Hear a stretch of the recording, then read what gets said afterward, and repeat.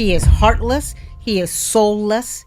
He blames things without having any evidence. He is irresponsible. And I am furious at the Venezuelans and Cubans and Nicaraguans in Miami who voted for him and are now on Instagram crying because their wives are getting picked up and deported. As an immigrant, I am particularly offended by any immigrant who comes to this great country where most of us come to work hard and live in freedom and have better opportunities for ourselves and our children. Those people who come here and commit crimes, as far as I'm concerned, throw everything you got at them. Welcome, patriots. Today we're going to expose the liberal hysteria on The View. And when you notice the left's desperation, it's clear that Trump is on the right track. And he has been delivering on his promises. He wants to make America great again. So get ready for a ruthless analysis that will expose the hypocrisy and lies of the liberal media and reveal that the future, America's conservative movement, is stronger than ever. Are you ready to join me on this journey? All right. Hello, Ana Navarro. How are you? I'm okay. We did not have you on the podcast last week. People were very upset. They missed you. You're back. I'm very excited.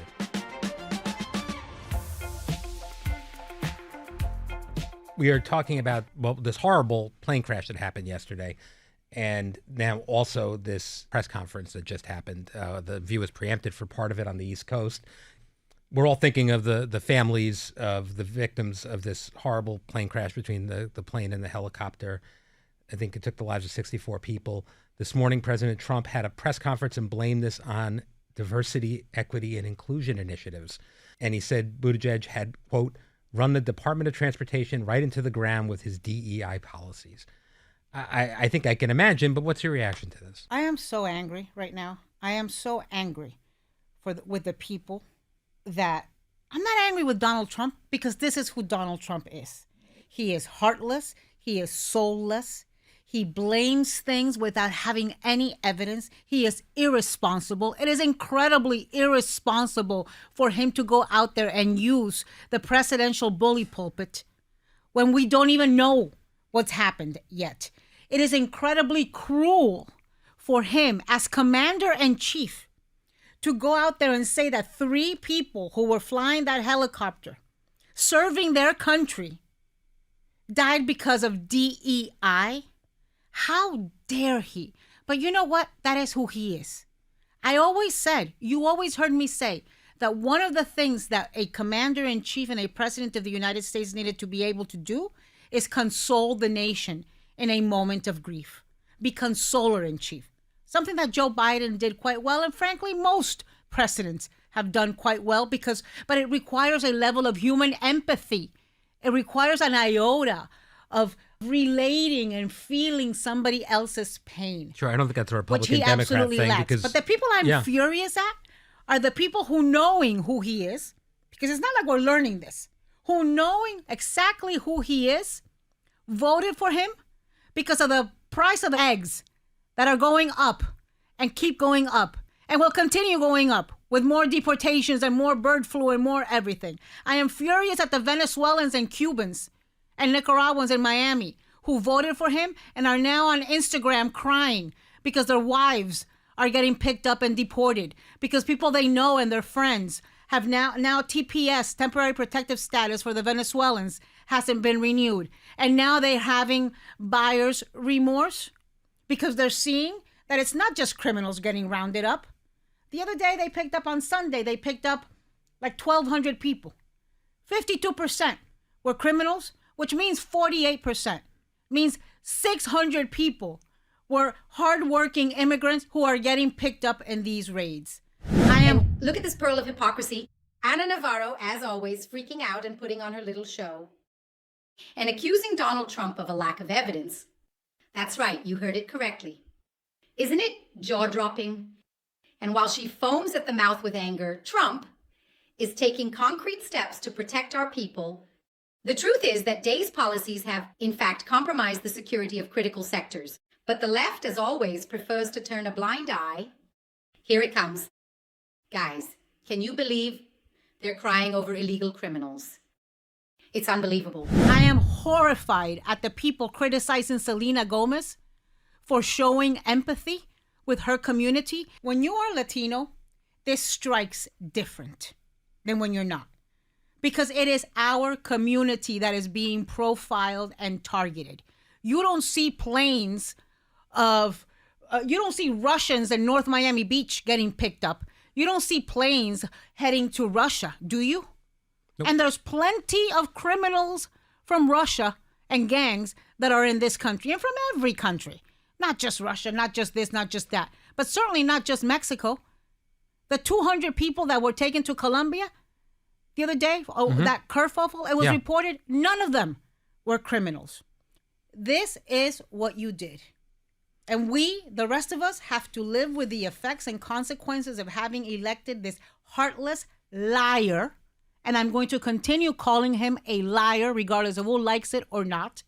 Because somebody who goes to the presidential briefing room and says that he's frozen all government hiring and government spending and grants. Look at the grief that cost. There are people who thought they were going to start working for the government, who sold their houses, people who voted for Trump.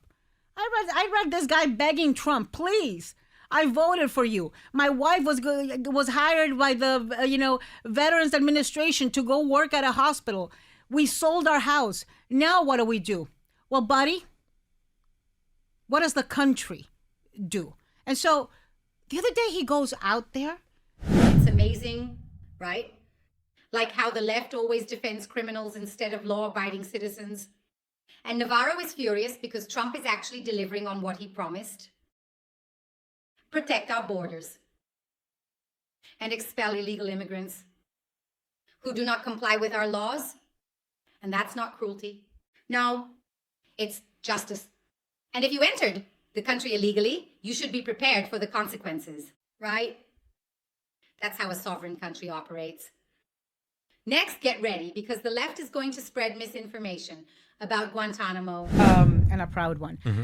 Look, this Guantanamo thing has been done before. Yeah. Right? I live in Miami. I remember when we had a Cuban refugee crisis, a Cuban rafter crisis in the 90s under Bill Clinton. Mm-hmm. And Bill Clinton turned Guantanamo into a processing center.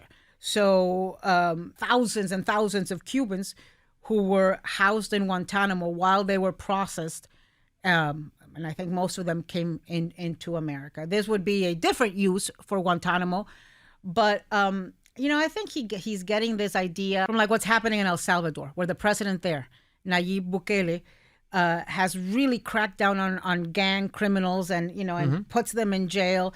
Gets accused of a bunch of human rights violations, but frankly, Salvadorians are very happy, and he's brought the crime down.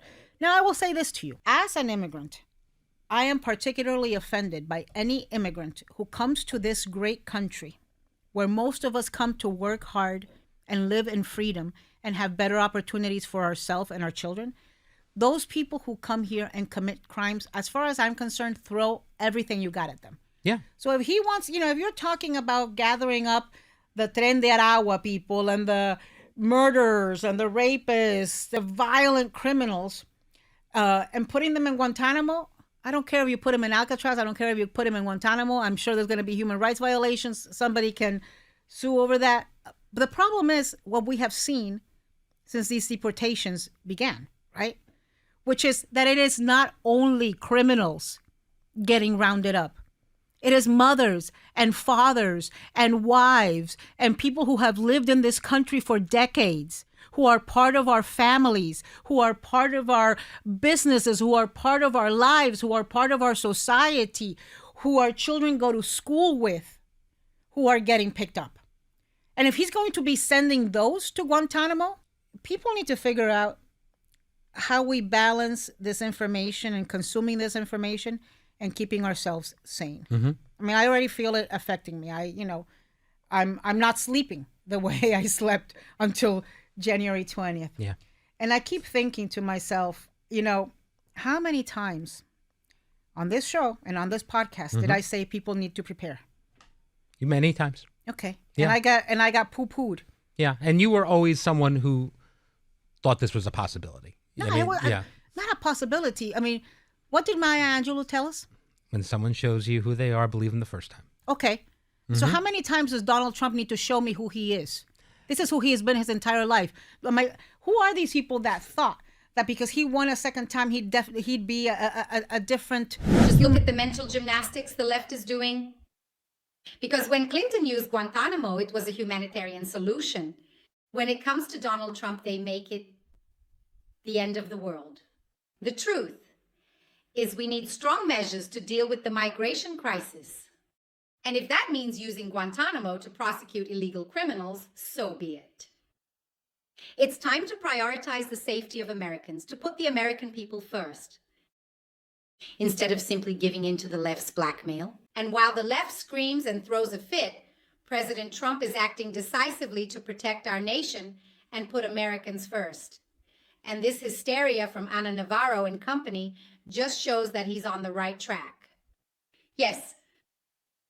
And if you agree that it's time to prioritize the interests of Americans and establish law and order in the country, I invite you to subscribe to this channel, activate the notification bell so you don't miss any of our videos, share your opinions with your friends to show them to your friends and family, the whole truth that the media is trying to hide from you. Thank you all very much. See you in the next video.